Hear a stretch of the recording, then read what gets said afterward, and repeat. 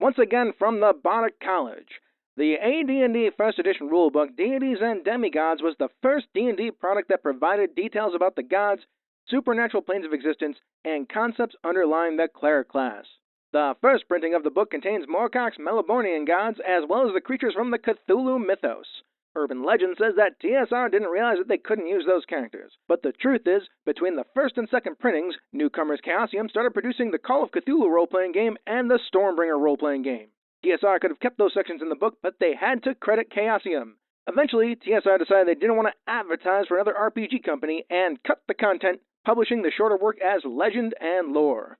Now, if you want to talk about IPs that TSR used that they didn't have the rights to use, just ask the Tolkien estate about that.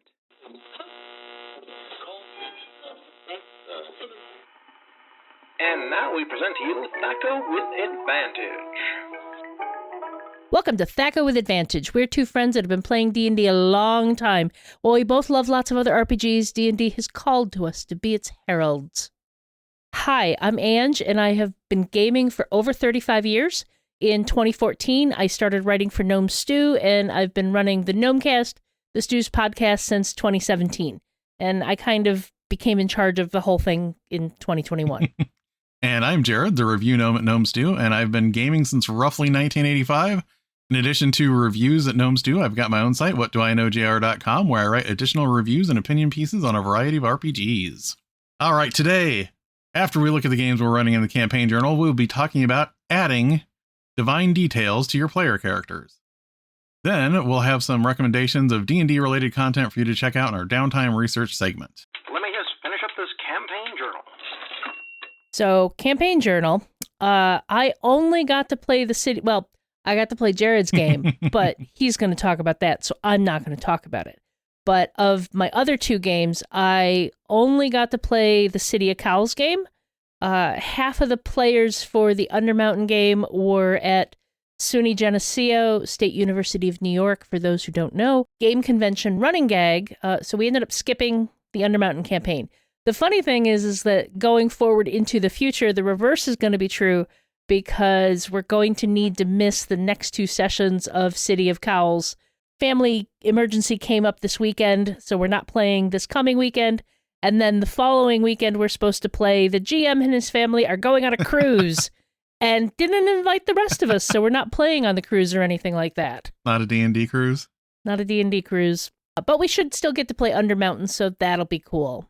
In the City of Cowls game, we basically immediately started right with having teleported to the Dragonborn clans region into the bowels of an old wizard's tower. We expected a fight right away, but it turns out, no, there were just refugees hiding down there.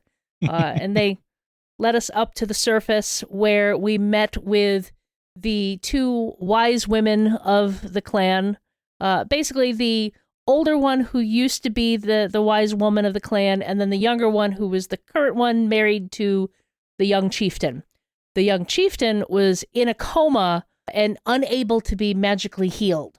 It turns out he had been grievously wounded by some terrible demonic thing, and his dreams were being haunted. So Ree and Modrin basically did that dream transference thing again and went into his dreams and ended up fighting off this evil demon. It's a Baelor. It's a Baelor. We're going to be fighting a Baelor. They fought him off and freed the young chieftain from his clutches so he could actually wake up and get some healing. He's still missing an arm, so he is in no shape, to go back fighting again.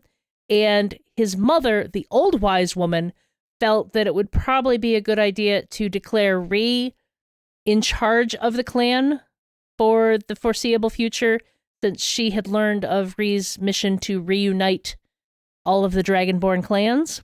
Now, more than half of the Rage Drake Dragonborn did not make it to this place.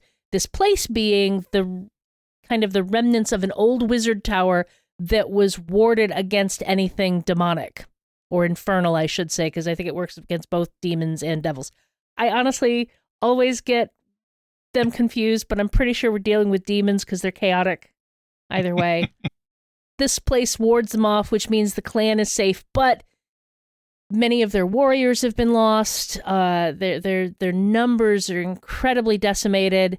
And Ree was concerned that it seemed unlikely that even in the face of this demonic invasion that so many would have been unable to make it to this location.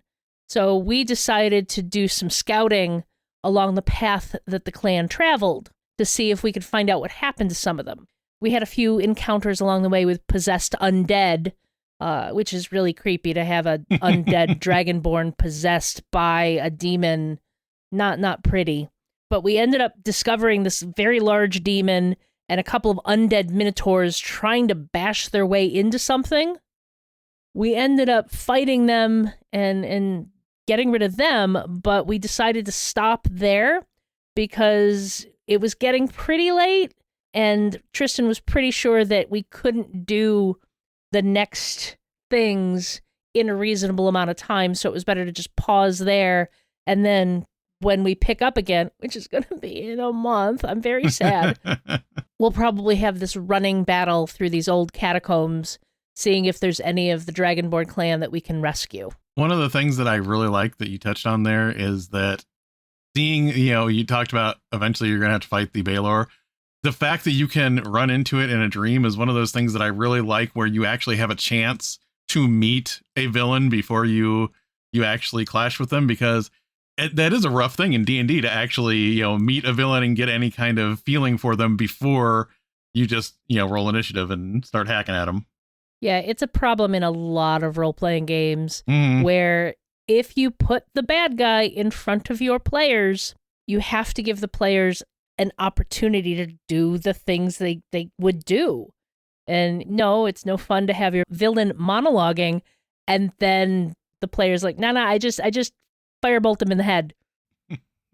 Okay, but this is dramatically not as interesting as I wanted it to be. Oh, and by the way, I critted. Yeah, by the way, I critted. We rolled max damage, and he is just dead. Actually, the fight we had, I don't remember what type of demon we were fighting at the end of the last session, but since we hadn't had... Basically, I had Dove drop her tactical nuke on the creatures, because she has an ascended dragon orb, which lets her once per day cast any spell in her repertoire at 9th level. And I am also an elemental adept for cold damage, which means I don't know ones stay. We do it as a reroll. As written, Mm-hmm. It's basically, it changes to a 2, which helps. Tristan actually did the math when I decided to take that feat, and he's like, it's a little bit better for you to reroll, but it's not that dramatically different. Mm-hmm. So that's what we're sticking with. But it's still just, I'm just dropping tactical nuke on the bad guys. And because I have Elemental Adept, the demons don't get to do the damage mitigation on the elemental damage. Yeah, no resistance there. Yeah, no resistance. I will refrain from my my nightmarish fantasy game in Savage Worlds, where in the first round of combat they got exploding dice that offed a dragon. It was very traumatic to me.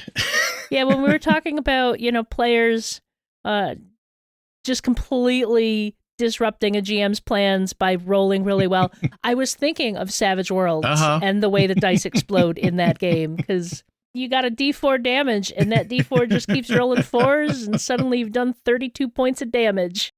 So in my Midgard game, the adventurers got to take the winter off, so they had 90 days of downtime.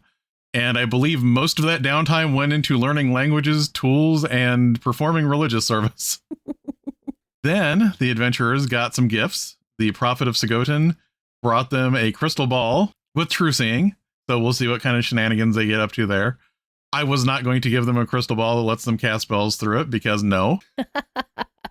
And Yurazaza, who is the leader and ruler of this region, as well as their boss, she gave them basically, she's having her ambassador look for ways to declare any of them dragon-blooded so that they can get higher status in the empire and they're allowed to own land and things of that nature. So since Ivy had her soul bonded to a void dragon, She was the first one that actually got a writ saying that she is technically dragon-blooded, but Ambassador Darius was basically trying to come up with any way for the rest of them to sound like they were dragon-blooded, other than Marin, because Marin's a dragonborn, so he doesn't need to worry about that. Yeah, Marin's a dragonborn. He's covered. We can probably do some shenanigans with Kazina's lineage to declare. Probably going to be a little harder with Mazrim. Yeah, Mazrim's a little bit harder than the rest of you, because Kazina, while her grandfather is a devil, before he was a devil, he was cursed to be a wasteland dragon. So we're not going to call it cursed, but it is a relative in the family line somewhere. Yeah, Mazrim is just too dwarf. Yes, he is very much a dwarf, unfortunately, for these purposes. The ambassador also brought them a new job, and this new job entails keeping the herald of the Sultan's court happy while he is visiting Morea. Babysitting. Basically, yes. The herald of the Sultan's court is Jabir, who is a fairy dragon. They spent a good amount of time preparing a place for him in the manor, which also got deeded to Marin, but will also be able to sign on anyone else's owners once they are dragon-blooded. As they were getting this area set up for Jabir, their staff cooked a lot of sweets and fruits and things like that. And Jabir appreciated all of this, but the thing he really, really wanted was to go on an adventure with the party. So last time around, I gave them, it was actually payment for helping out the one mercenary that was taken prisoner by the night hag.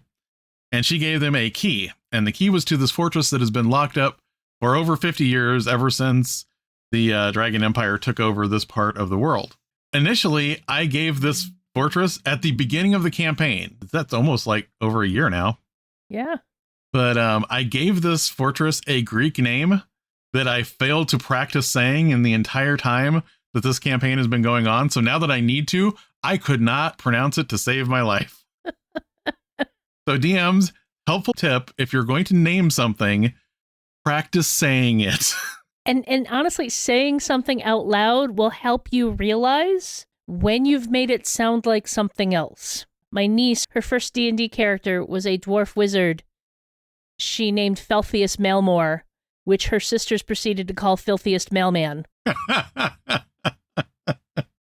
I mean, players will find a way to do that anyway, but you don't want to make it any easier for them. You don't want to leave the door wide open and say, here, come here. But speaking of doors being wide open, they did decide to take Jabir with them to explore this fortress, which we are calling the Clockwork Fortress because that is its colloquial name and now its only name. So they used the key. Actually, they had to do like a sliding door puzzle in order to find the keyhole. They opened the door, and the fortress itself is reconfigurable. So all of the hallways will, disassemble and reassemble, and will shift around the location of the fortress to take it to a few set points that are actually built within it. But a lot of the other rooms and the hallways are all malleable things, and there are some levers and some dials that are usually on the wall nearby that you can manipulate, and that will tell it how many hallway segments that you need, or whether you want to go upstairs or downstairs. This will be interesting. I hope everybody enjoys this. So far, they configured a few hallway segments in order to get to the general's quarters, and they found a code book. And the code book, anytime something needs to be input into those dials or levers, they can mark off one of the 10 uses they have for this code book and just automatically succeed with it. I want to see how that works out too. There's a suit of armor and a sword in there. They haven't done much with those yet. There's this nice little speaking cylinder that came out, which is basically just, a cylinder with a bunch of lines in it, and it rolls around in circles, and a tinny voice comes out of it. And it comes out and tells them that the general has his rest period set up to last for 4 hours. So it will, it will alert him whenever 4 hours have passed. The PCs are ready to head out for more of the fortress. We didn't have a lot of danger going on, but there was a lot of interesting stuff going on. It was definitely the exploration part of Dungeons and Dragons. Yeah, I will put you on the spot live here. Did you like the idea of the the directory that's just telling you how many hallway segments you need in order to get to a place. Yeah, I thought that was pretty cool. It's the type of thing that if it were in a video game, it would drive me nuts until I figured it out. And I would probably end up going to the internet and looking up how to do it after a few failed attempts. And anyone that listened to the Gnome Stew that we recorded a couple weeks back, you may recognize one of my inspirations when I mentioned it as one of the games that I played a whole lot. So I am not embarrassed at all to pull things from video games. Oh, do not hesitate to pull from wherever. Welcome to the Dungeon Master's Workshop.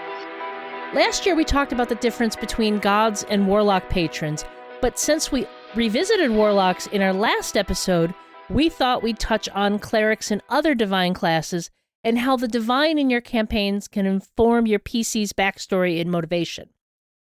D&D doesn't officially have a primal power source outside of the 2024 Unearthed Arcana playtest, but for our purposes in this discussion, we're going to roll druids and rangers into the divine classes, since druids and rangers kind of also feature reverence for nature in a way that mirrors clerics and paladins and their reverence to their divine principles.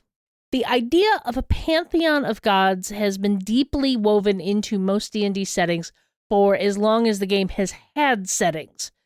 But can you do a setting without gods? And if you don't have gods, what does that mean for divine characters? Where does that divine magic come from?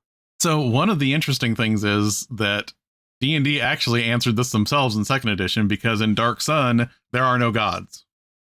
And all of the clerics that exist in that setting are actually venerating the elements. And it's sort of like the leftover energy that's still there from when the gods left, because it is very much a post-apocalyptic setting.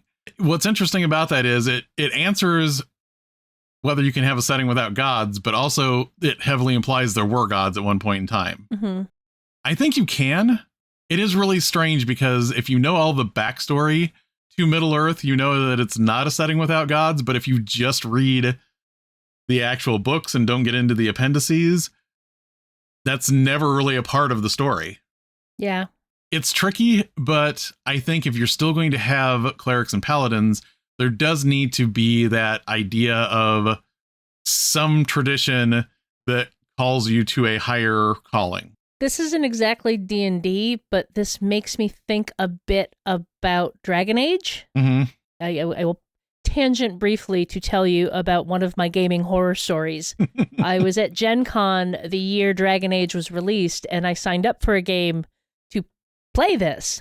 And I get to the table, and one of the characters the GM has on the table is a quote-unquote dwarf cleric. And I'm like, what? And he's like, it's dwarf cleric. And I'm like, but, okay, 2 points here. In the Dragon Age setting, dwarves can't use magic, period. Like, I mean, they could use a magical item, certainly, but they cannot cast magic. They are cut off from the source of magic. Second, there is no divine magic. There is just magic. There's no arcane and divine. It's just magic. Some people have a talent for healing magic. Some people have a talent for, I'm going to blow things up magic. But there is no healing magic. Yeah. And it became very apparent that this GM had no interest in the Dragon Age setting at all. He just wanted to run D&D without it being D&D. That's an interesting segue to Dragon Age, because the dwarves in Dragon Age worship their ancestors. Yes. It's not that the setting doesn't have gods. It doesn't have religion. It's just that there is no divine magic. Magic is something completely separate from faith and religion. I really do like that that element of dwarves having ancestor worship as their primary religion. It feels very dwarven, and it's something that Robert Schwalb did that in Shadow of the Demon Lord too.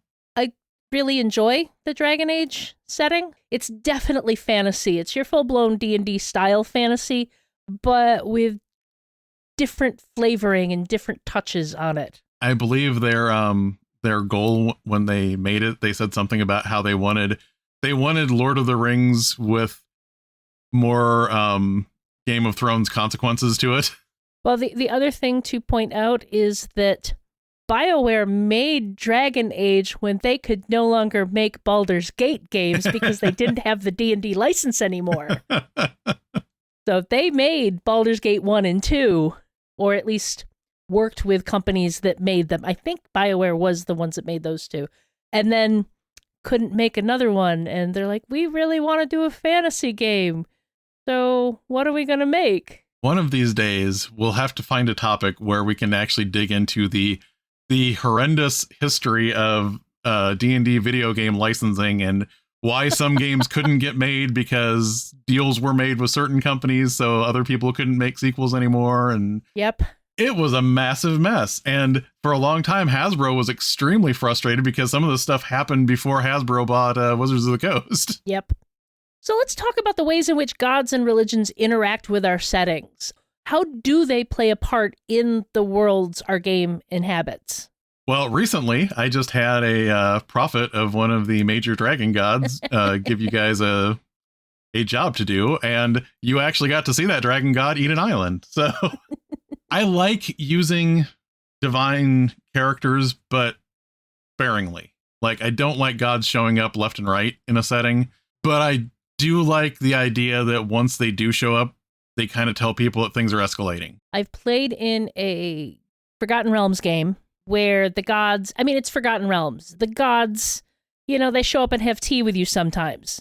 Sometimes they decide to date you, Mistra and Gale. I don't know what's going on there.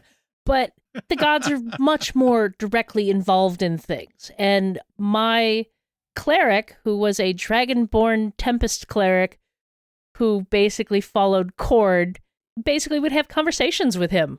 He would summon her up, you know, dream-wise, and they'd have some ale and talk about what was going on and what needed to happen next and go from there. It was a lot of fun. At the same time, most of the games I have run have been set in the Eberron setting, where it is very unlikely the gods, you know, the seven are going to show up. Mm-hmm. They're more ideas and thoughts than an actual entity that's going to show up. Eberron has some interesting mix of stuff like that. Like there is the Silver Flame, which is a religion of itself in one of the countries. And I don't know that there's a specific entity tied to that, but it still grants powers. And there's an undying Lich Queen elf who also has her own evil religion. It's an interesting mix of ideas as far as religion goes. And I believe I brought this up before too, but I still love, like, I know at least one of the books references Warforged that worship a god that they are still assembling. So they are worshiping a god that does not exist yet, but he will exist because they are building him. Oh, that's got to be happening somewhere in the Mornland. Yeah. In my Storm King's Thunder game, I had Cyric show up for a while, and I was having Cyric kind of play Loki, where he wasn't hindering the PCs. He wasn't really helping them, but at the same time, he didn't really like all of these giants rampaging all over the place. So he would show up to heckle them and potentially, you know, see if they wanted to bargain away, you know, whatever they wanted to be doing for his benefit. That was kind of fun. It was probably the most active I made deities in any campaign, but they couldn't count on him for anything because it's Cyric. This is the god of madness and lies. He just shows up to taunt them and have a few conversations with them on long trips. So most D&D settings have a pantheon of gods representing different domains. Can a D&D setting accommodate monotheism? There's been a few that have attempted it, and there's also a few D&D adjacent things that have kind of addressed this question. Monty Cook's Tola setting, there are multiple gods, but there is a religion where they venerate one particular god that they see as above all of the rest of them. And that is played up as almost like a Catholic Church corollary. Mm-hmm. So it feels very monotheistic because the other gods aren't really what the primary culture worships. You know, it's like they still exist, but they aren't really on that level. It's kind of funny that a lot of these settings where they do lean towards a monotheistic religion, it feels very Catholic. Yes. Well, and the other one that I was going to mention is the Church of Andraste in Dragon Age. Yep. Feels very Catholic. Oh, yeah. I was even thinking about the Church of the Silver Flame in Eberron. It feels very Catholic. And to a certain extent, we were just talking about how if you didn't know the backstory to Middle-earth and hadn't read the appendices, you wouldn't know this. But if you do know it, Middle-earth is kind of a monotheistic place, depending on how you refer to all of the other immortal things that Iluvatar created. Because there is that feeling that Iluvatar is the only real god, and the rest of them are kind of maybe archangels or, lesser divinities or, what have you. So again, it's kind of a fuzzy monotheistic, like it depends on, what your definition of God is. Game of Thrones also had multiple religions in it, and one of them was the faith of R'hllor, which was a monotheistic religion in the middle of a polytheistic world. And I'm not even going to try and untangle all of that because there was a lot going on there, and there was a prophecy, and somebody had to die and come back, and one thing happened in the show, and we don't know what would ever happen in the books if Martin ever gets back to them. So that's about all I'm going to say about that. That having been said, I think you can accommodate monotheism, but I think you're going to have to do one of two things. Either you have a church that is monotheistic amongst other religions that are not, or you're going to have to decide, is this the actual only divinity that you have in your campaign? I think you also have to, if you're going to do that, if you're going to go that route, how do you handle the domains? Yeah. Because in Eberron, the Church of the Silver Flame has very specific domains tied to it. Mm-hmm. So it's very easy. The character only believes in one god, one religion. They're going to follow that, but it has very specific domains. Somebody else may choose to be a cleric of something else and get the Tempest domain or the Grave domain or something along those lines. If you're going with the world only worships one god, how do you account for a cleric having two drastically different domains but still being part of the same religion? Yeah, and I think one of the things that you can address with that is to just, if you look at real world religions, there are a lot of times there are separate orders, and there's different orders of priesthoods that they all believe the same thing, but the priesthood itself is not as focused on certain things. Like some of them are about going out and proselytizing. Some of them are about, maintaining, the actual structure and aspects of the church itself. In that case, I think you need to do the work to kind of figure out what would different orders look like within that religion and how are they divided up. A lot of times you have, different patron saints that kind of guide that order. So you don't have other gods, but you have a godlike thing that you're attaching some of your story elements to. Yeah. I was going to bring up, since we mentioned the Catholic Church, let's talk about saints. Because you can find a saint for almost anything. Oh, yeah. Well, the other thing that's interesting is when you mentioned the Forgotten Realms, they moved away from this a little in second edition, but in first edition, a lot of the gods like Ilmater or Orm were demigods that served a greater god, and they were almost more like saints than they were separate divinities. Tyr, being the god of justice, was served by Torm, who is the god of duty. So if you are a guardsman that, wants to protect something, Tyr might have been your primary deity, but also you have a special place in your heart for Torm because of, your guarding things. Yeah, like I said, it kind of faded from second edition on, but in a lot of the demigods in the original aspect of the setting really were kind of almost like saints to the greater gods in the setting. So moving on, the Chosen One narrative often pops up in fantasy games. What are some of the ways this can work for divine characters in D&D? Also, on a practical level, how do you deal with tying a Chosen One style plot to the character of a player who may or may not be able to continue playing in the game as life does what life does? Let me turn this back on you, Ange. What are some problems that arise when you have a Chosen One in a game when you have multiple people sitting at the table that should all be having fun? Well, if you have one Chosen One, you end up with the problem of that player always having to have their character in the spotlight and everyone else falling aside. It's the type of thing you referencing another game, Doctor Who. A bad GM will run Doctor Who where only the player playing the Doctor gets to do anything cool. That's not fun. That is not the way the game system is designed. The game system is designed to give balance to the players, like a companion, like Rose, who is a shop girl, to basically do things that are just as cool as the doctor can, but through a kind of a different manner.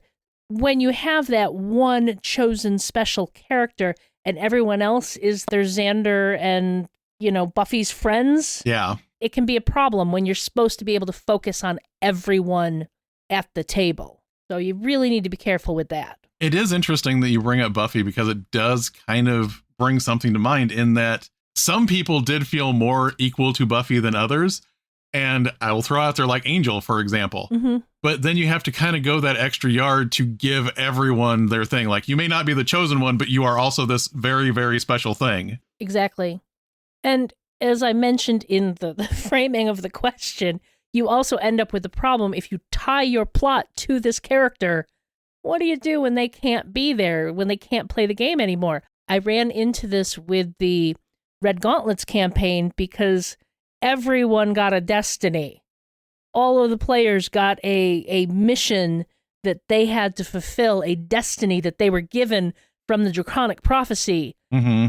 And man, did I have to jump through some hoops to keep that going and not completely break the ideas of it. I think one of the better ways that I've seen this handled is you don't want your chosen one to be the one that assembled the team to go do a thing. Everyone should have a reason for wanting to do the things that need to get done in the campaign. Mm-hmm. Because if the chosen one is the one that's driving everyone to do it and then they die or go away or get lost or whatever, then everyone else does start to kind of wonder, why are we doing this? Are we meant to do this? Everyone needs to have a reason. And if you're talking about divine characters, I think in that case, your chosen one isn't necessarily the chosen one that has to complete this task. It is the one that the god said, this is important to me. You go in there and make sure that the rest of them have support and can finish this quest.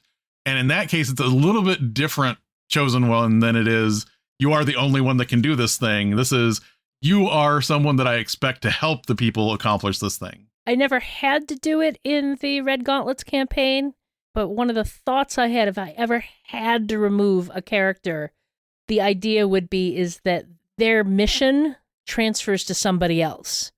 So whatever new character was brought in would be like, hey, this tattoo just showed up on my body, and I feel like I'm supposed to talk to you people. What does this mean?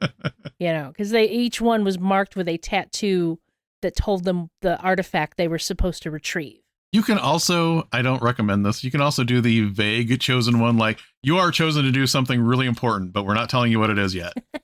So it doesn't feel any more important than what the rest of the party comes up with, but you're still kind of feeling a little bit more special than everyone else, so it can still be a problem there.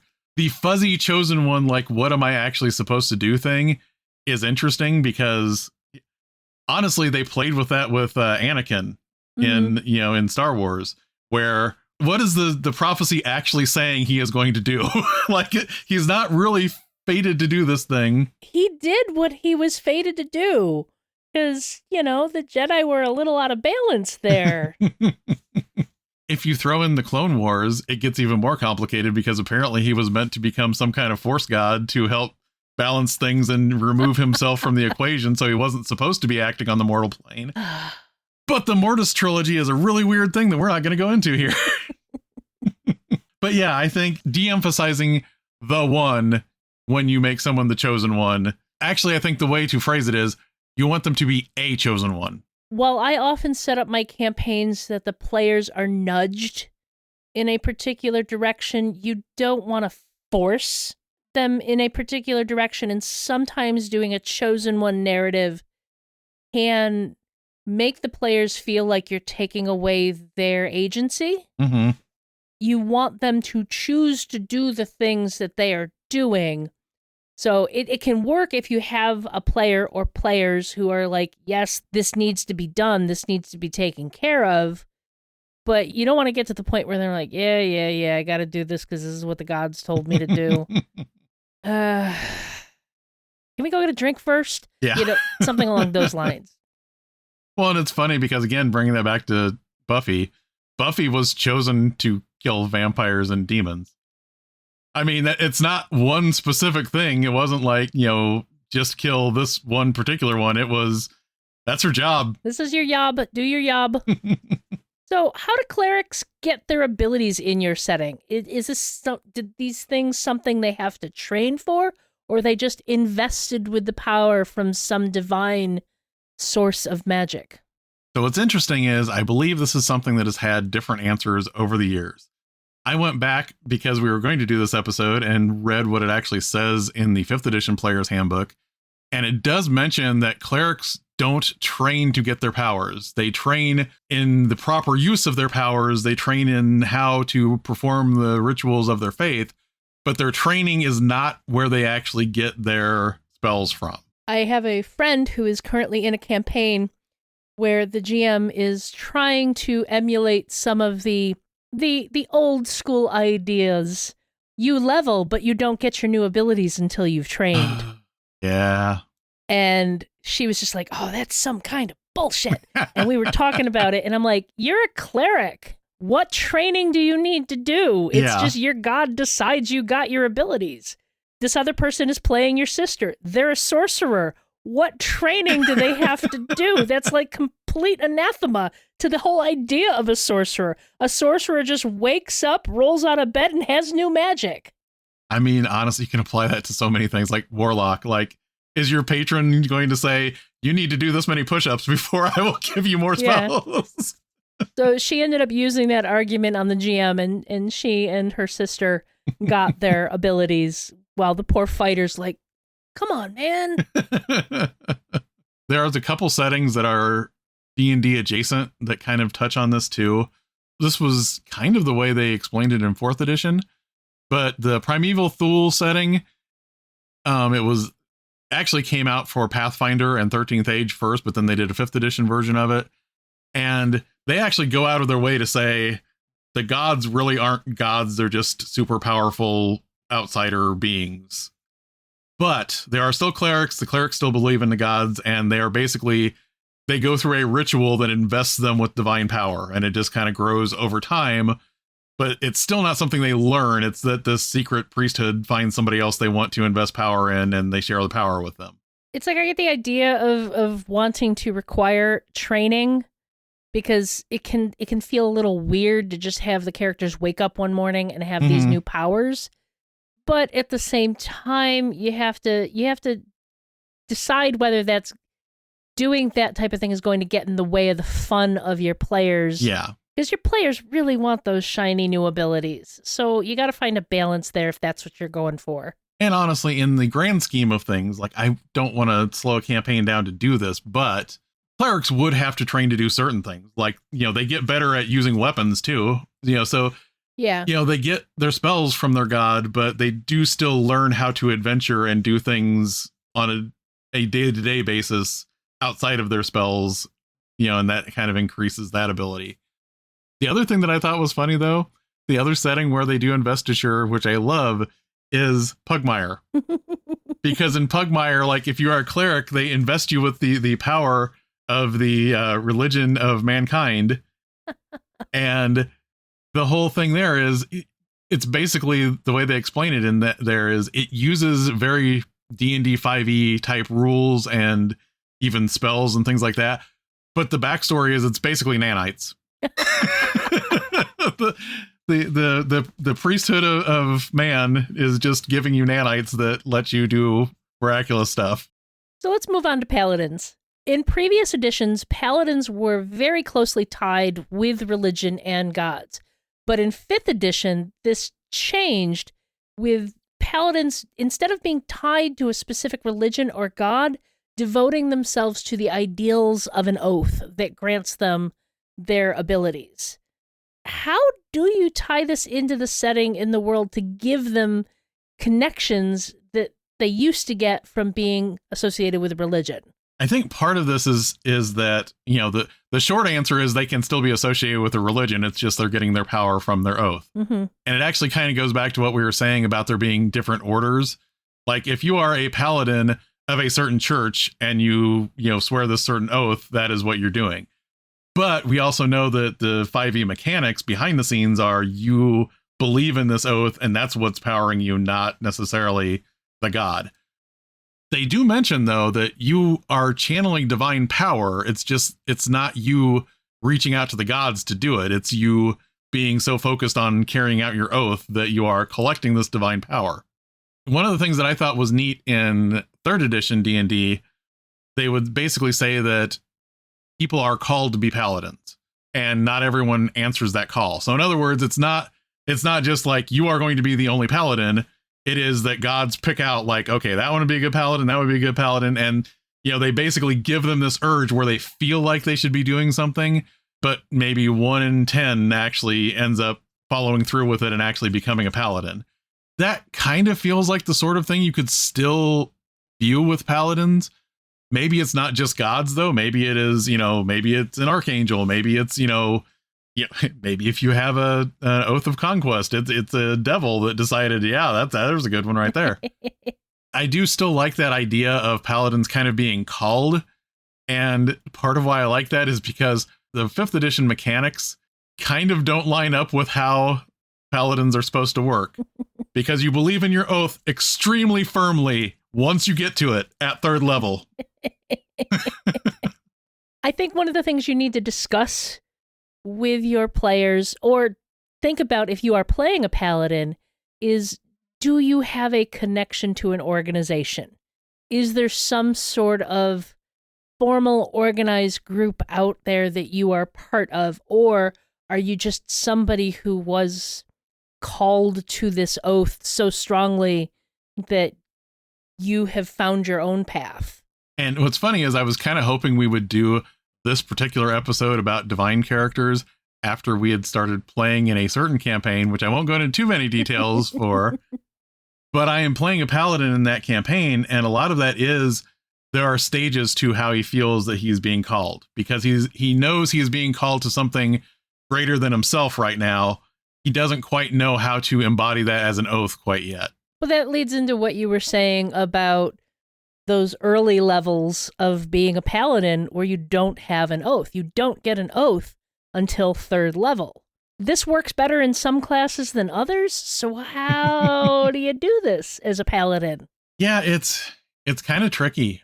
I think in some cases you can know what your oath is going to be. You just don't get any powers until you you get some powers.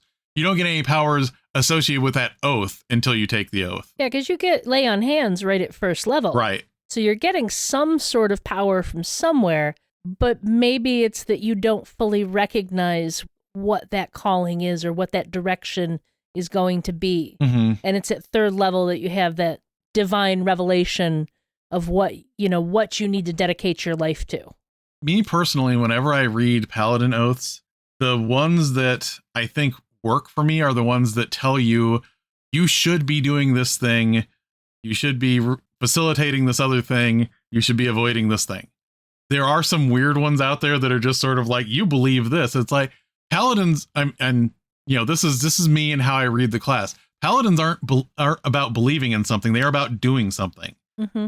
So I think even before you have your oath, you should feel a call to do something, not just a call to be something, but a call to do something. You are called to take action. I think that's kind of the difference between a paladin and a cleric. A cleric, you might just have been called to be nice to people and heal them when they come to you. But if you're called to be a paladin, you are meant to find something that you are actively doing. Let's move on to druids. Druids are often lumped into the same category as clerics, labeling them as quote-unquote priests. They are different, though. So how do you handle their faith and divine or primal powers differently from clerics? I think what's interesting about that is because there's a reverence for nature there is still that feeling like they are serving something. They are still kind of worshiping a thing. And obviously, we get the idea of druids from actual priests that existed that were real. So it is a priesthood. But I think, in D&D, especially now, it is that they worship something that is not going to voice specific demands of them. Nature wants something from them, but it wants something subtle. You have to kind of read nature to understand what it needs from you, as opposed to, a god either, setting out their tenets in a book that you can read, or literally showing up before you or sending an angel. Nature is something you're going to have to learn the ebb and flow of it and determine, okay, something's not right now. What can I do to help ease this along? I think that kind of brings us to talking about the path that a character would take to become a druid in a game. What part do druidic circles play in the game? Are they just mechanics of what the character has access to as they, devote themselves to those, that path? Or is it actually a society? What type of story element do you treat it as? I love the idea that the druid circles are like a tradition. Like, if you are from a circle of stars, there are other circle of stars druids, and they have passed this tradition from one circle of stars druid to another. And maybe even once in a while, circle of stars druids all get together and talk about stars. I like that as a setting element. What's a little bit weird is in the existing settings, because things have changed over editions, like in the Forgotten Realms, a lot of druidic orders are still tied to gods. So it's a little harder to say that you would just have Circle of Stars druids in the Forgotten Realms, because they're probably Circle of Stars druids that maybe also revere Miliki. It's a little strange trying to balance what is now versus what was there before. In Baldur's Gate 3, Halsin keeps referencing Sylvanas, so yeah. Jaheira has no crap left to give, so she doesn't reference her god. But I love that, though. I love the idea that there would be distinct circles. Like, when you take that subclass, you are part of that circle. Now, what's interesting about the role-playing element there is, again, in the 2014 rules, you don't get your circle until 2nd level. In the 2024 rules, it looks like you won't be getting your circle until 3rd level. That means that you are called to serve nature and understand this balance of nature and study nature and revere it before you actually end up getting adopted by any circle, if you're going to make circles into a thing in your setting.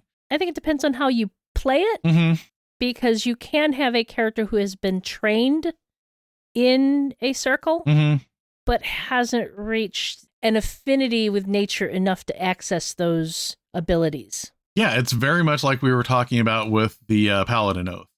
Like, you are part of this circle, but you haven't gone through the final rites and understanding to really get the benefits of that circle. But that also brings up a really interesting role-playing point. What if your druid is trained by a certain circle, but by the time they come to adopt a circle, they do not adopt the circle that trained them initially? I think that could be a lot of fun for a backstory for a druid character. Yeah, that could be really interesting. I'm trying not to give any Baldur's Gate 3 storylines, but there is a character who has been trained in one thing and ends up, depending upon how you play, because Baldur's Gate 3 has a lot of opportunities for you to go in many different directions. But moving on to Rangers. I love Rangers. Yeah, I have a soft spot for Rangers. They straddle a line between the divine classes and the martial classes, even more so than the paladins do, I think.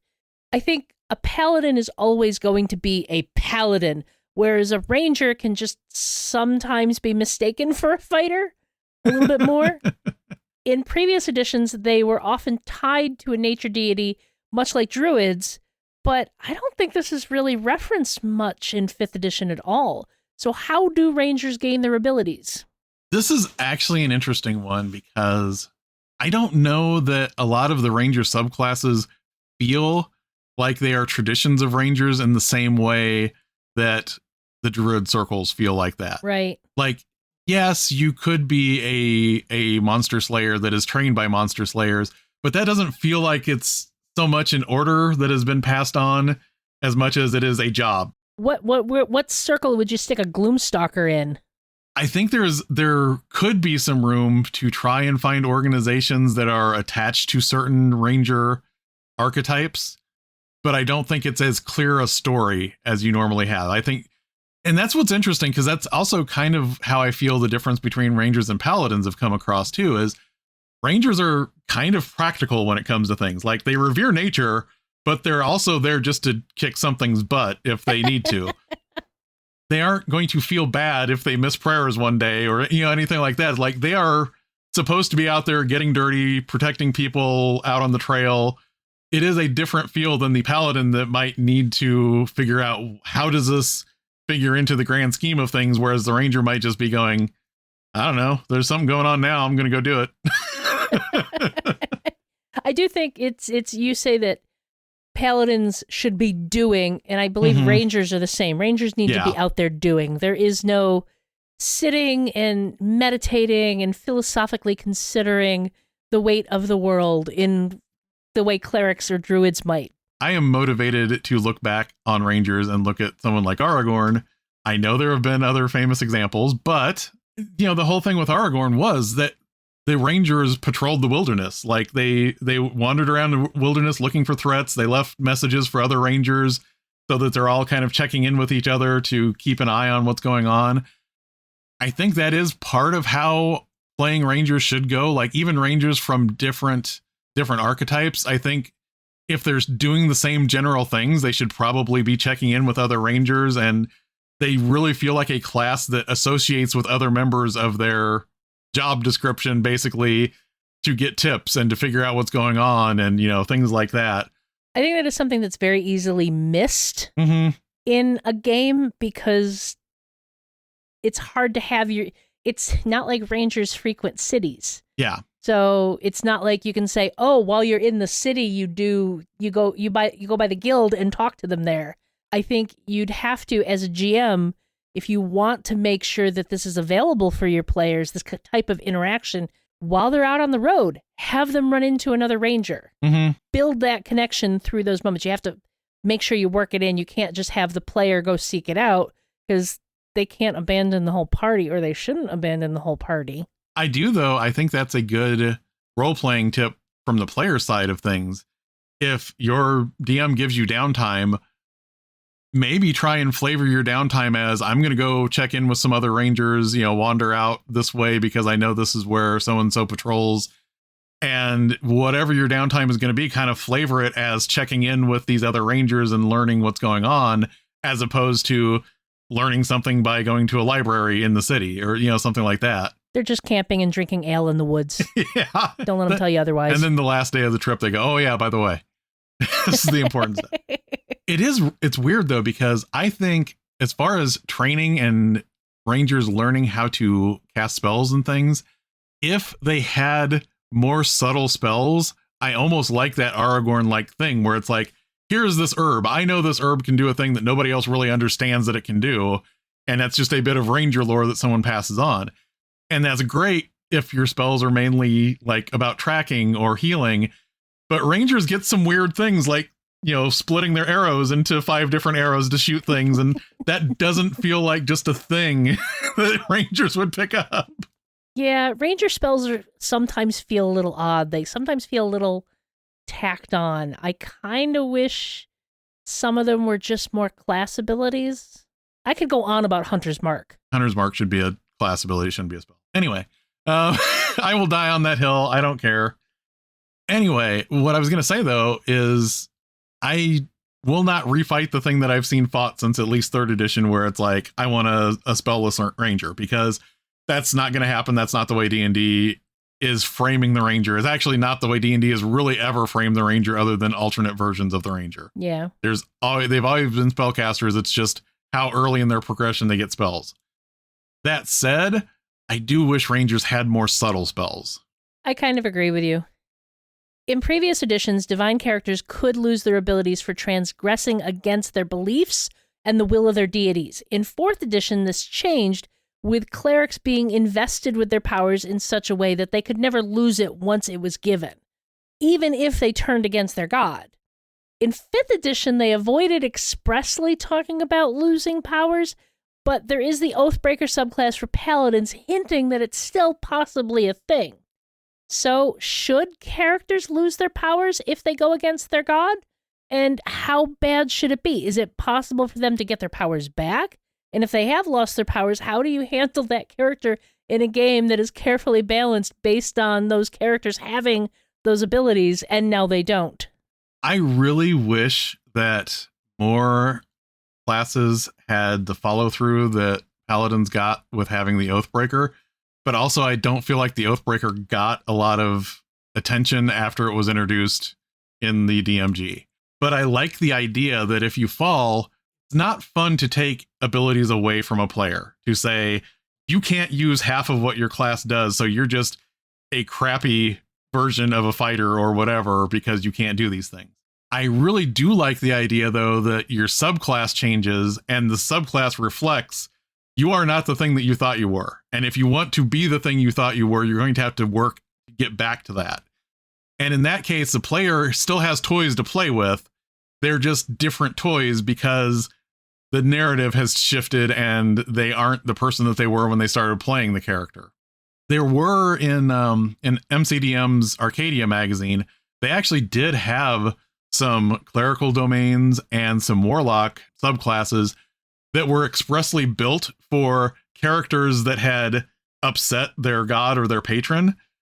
So that, you know, while you are in the state of, you know, not being in good graces, your powers work differently. And you still had powers. It didn't say, you know, you have these crappy powers, but they were kind of flavored more towards, I am trying to make this up to my god, or, you know, I am trying to fly under the radar. And I really like that. And another place where I have seen this is if anybody is part of the Patreon for the Worlds Beyond Number podcast that Brennan Lee Mulligan and Abria Iyengar and Lou Wilson and Erica Ishii are doing, they have a playtest for the Witch class, and the Witch class has a subclass that is the Wicked Witch subclass, and that is for a witch that has fallen from her beliefs. You can't start the game as a Wicked Witch.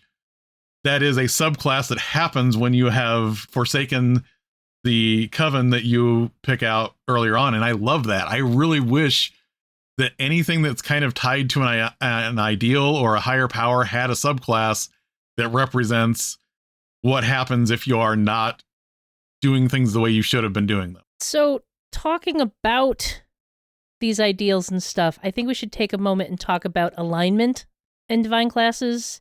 5th edition has downplayed alignment significantly. Yeah. Because it honestly had some problems. And we are going to take a moment and talk about paladins and why nobody wanted anyone to play a paladin prior to 3rd edition. And even after 3rd edition, there were still times where it was like, oh, come on, man. Yeah. Most of the time, divine characters are supposed to have the same alignment as their deity or whatever it is they're worshiping. But that's not an issue in 5th edition. When you're talking about a character falling or coming out of step with their oath or their god, how do you handle that in a game where we're not really focusing on alignment that much? The funny thing was, I think in previous editions, this turned into a gotcha thing where it's like, oh, you decided to accept that free pastry and you didn't, you know, offer that person a silver when they gave you that free pastry. That's not very lawful good of you. I think you lost your paladin abilities. Poor monks. We're not talking about monks, but poor monks. Oh, yeah. God forbid you actually wanted anything. Yeah, it's ridiculous because it turns into this gotcha thing. I think when you change the paradigm to, I'm not going to take anything away from you, but you've been playing this character this way, that feels like something has changed with this character. Would you like to do something that represents the character changing as a collaborative thing that you talk to a player about and then maybe say, you know what, even if we don't have the subclasses that represent, you know, falling or anything like that are in some of the third party books, maybe your paladin that was an oath of, I'm blanking on oaths, but I was going to say a really good, nice oath. And your person becomes a lot more hard-edged, you might turn into an Oath of Conquest paladin because your outlook has changed and you've kind of become a more hardened person. I think that's the kind of thing you should talk to somebody about when you feel like role-playing trends are changing, as opposed to having that line, that imaginary line in your head where you say, if they go past this, that's it. I'm pulling the trigger on this. In the City of Calls campaign, Alaric is a Tempest cleric of court. He's also a Genasi, but he does whatever, just wind things happen, just ignore it. He himself is chaotic neutral. Cord is chaotic good. And part of his journey as a character has been trying to find a balance between kind of his natural instincts and what Cord wants him to do. Mm-hmm. And we actually had a point where he went a little hard on some minions of one of the evil villains we were dealing with. He went a little harsh, way harsher than any of the rest of us were doing. We're like, oh man, I can't believe you did that. And he's like, what? He was a thief. Mm-hmm. You know, very harsh. Well, on our journey after that, he started having some problems. We were kind of being followed by storms. Magic wasn't quite working the way it was supposed to. And then he finally had a, come to God moment where Cord basically called him and was like, you are going to behave. What you did was unacceptable. And it wasn't anything that took his powers away.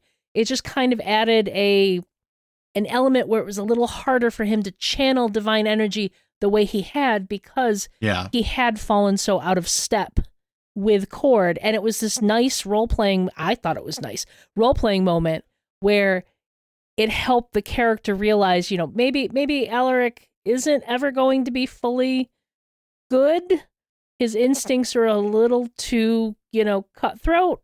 But at the same time, he is trying to be a better person. I think what's interesting, too, is that as much as I tend to downplay alignment, as much as 5th edition has tried to, it's still there. And I think this is an interesting way to get that love letter from the person making their character.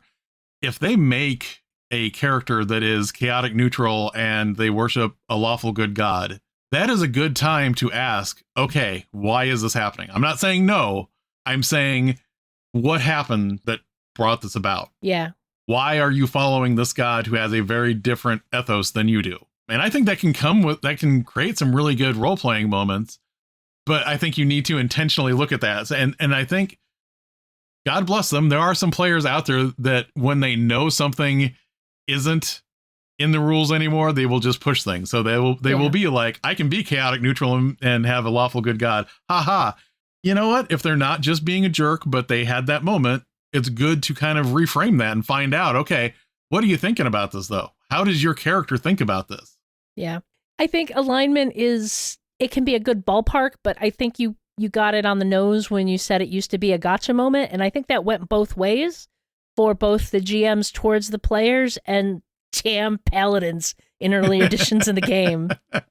It took me until 5th edition before I was comfortable with the idea of somebody playing a paladin in a game I was running. It always bugged me because I always felt that paladins should be more aspirational rather than projecting their beliefs onto someone else.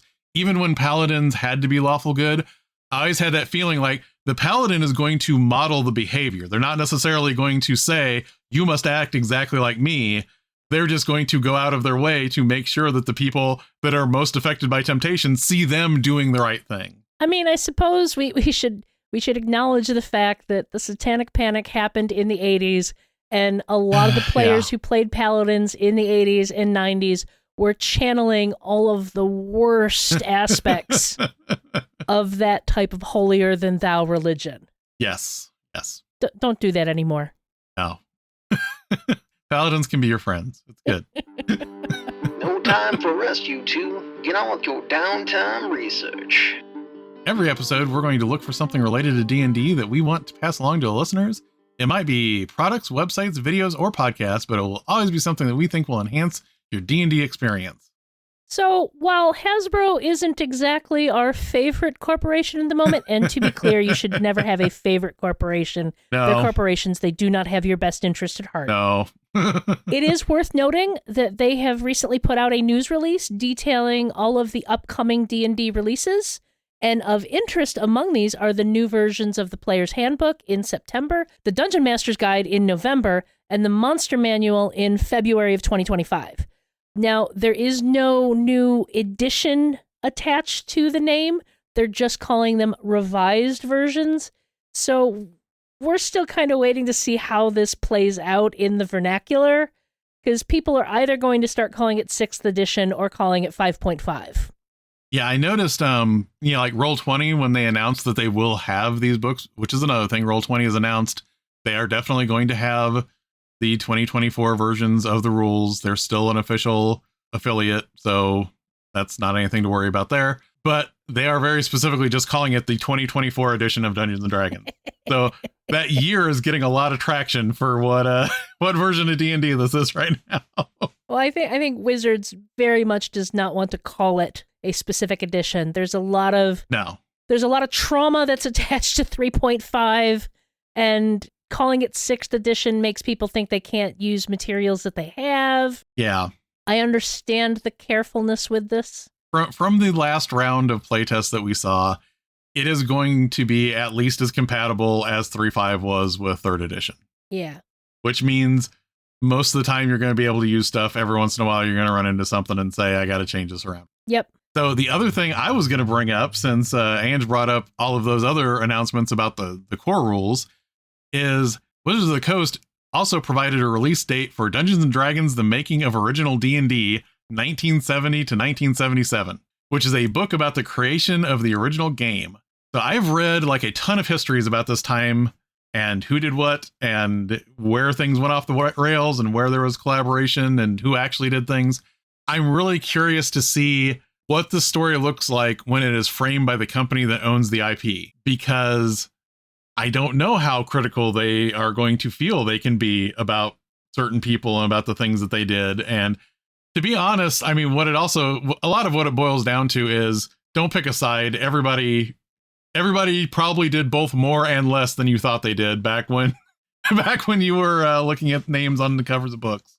Yeah, I'm friends with one of the authors, and it was being discussed on Facebook today. And one of the comments I made is that in the interview he does with Jeremy Crawford about this, his name is Jason Tondra, by the way, he very much says that D&D is very much the product of both Arneson and Gygax. Mm-hmm. And the comment I said is I was appreciative that he made sure that balance was there, because after my reading of some of the D&D histories, the game I love would not exist without Arneson's influence, but the game I love would have never happened and reached the audience it did without Gygax's drive. Yes, exactly. Honestly, I think if Gygax had designed it by himself, it would have looked a lot more like the dungeon crawling board games that we see now, like Descent. Yep. Rather than something that actually has you getting into your character's head and moving around in that space. Yeah.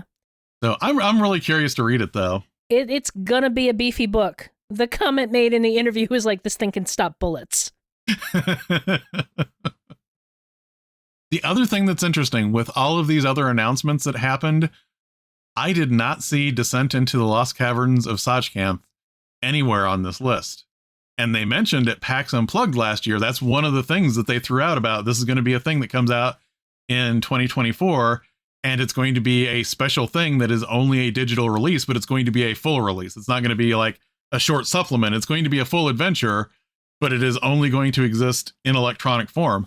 And there's no mention of when that is coming out in any of these announcements. That's interesting. And it kind of makes me wonder if it's still on the docket anymore. Either maybe it had to get temporarily shelved. Well, that's what I'm wondering, because with a lot of the staff not being there after the layoffs, yeah, maybe they don't have the power to pull off this kind of digital only experiment that they wanted to do with it. I could be wrong. They could say tomorrow, yeah, it's going to be out, blah, blah, blah. But that did just not appear in any of these announcements for when things are releasing. It also could have been that they were announcing book releases. I mean, that's true, but it's, they did talk about core books, adventures, and this, the making of original D&D, which is a variety of different products. So it does feel like maybe that would have fit in with that when they're talking about it, but we'll see. It's just interesting. I'm curious to hear what's going on with that. Well, moving on out of here, we are happily part of the Misdirected Mark Productions Network, so we wanted to give a shout out to another MMP show. If you're enjoying us, consider checking out Pandas Talking Games. Queer gamers talking about tabletop role-playing games and making outtakes. Join Pandas Phil and Senda every Wednesday answering listener questions about playing, running, and designing TTRPGs. Get cozy and let's talk about some games. We have used up all of our resources, so I think it's time for a long rest. I hope this adventure was rewarding for you, and we hope you'll go exploring with us when we start our next adventure.